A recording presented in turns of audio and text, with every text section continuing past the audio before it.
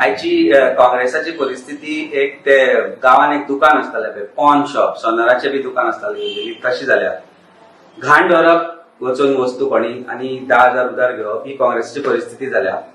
आणि जेन्ना पैसे येता तेन्ना परत ते दिवन ते आपले भांगर किंवा वस्तू हाडप it's become a perfect pawn shop for the state of Goa. आज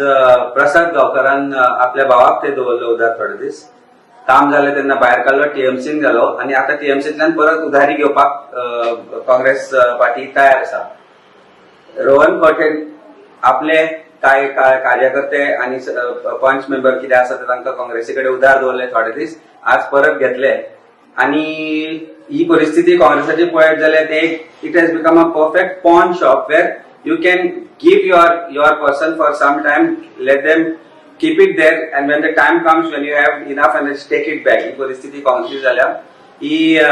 ते आमदारूय तशेंच निवडून हाडटा आपल्या आयले सुद्दां आमदार जाल्यार it is to basically thereafter loan it to or give it to BJP आणि आय थिंक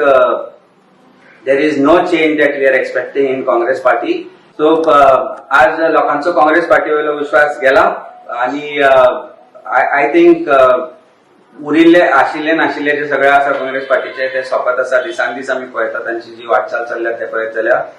की that pawn shop will close down very soon because of the people and people of Goa have realized that they can't be loaning their representatives